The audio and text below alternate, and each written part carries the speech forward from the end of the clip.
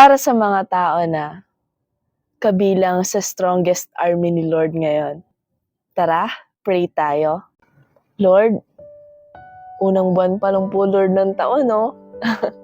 Kidding aside, Lord, this person na kasama ko po, Panginoon, na nananalangin sa'yo, O God.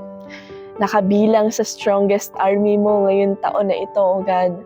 Lord, salamat po sa tiwala mo po sa amin na kaya po pala namin mapagtagumpayan itong problema na ito, O God. Itong kinakaharap po namin sa ngayon.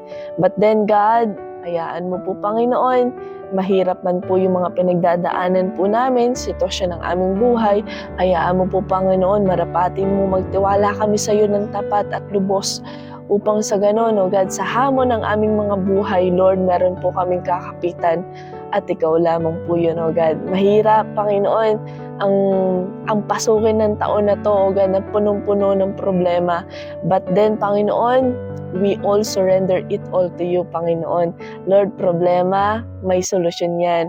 Ang pagsubok, Panginoon, ay merong katapusan. Kaya naniniwala kami, Panginoon, kung kami man po'y nanghihina at nalulumbay, merong kalakasan at saya na nagmumula sa iyo, O God. Kaya, Panginoon, kami po'y, Panginoon, lumalapit sa iyo, O God, bit-bit ang pag-asa at kapayapaan, O God, na lagi mong nilalagak sa bawat isa, O God. Hindi man madali ang buhay, pero naniniwala kaming mas lalong hindi magiging madali ang buhay kung hindi ka namin kasama.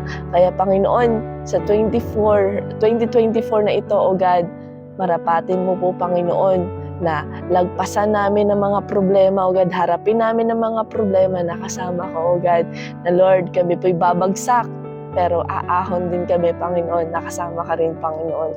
Salamat po sa iyong pagmamahal at pangako, O God. Sabi mo sa Exodus 14:14, O God, Lord, the Lord will fight for you. You only need to be still.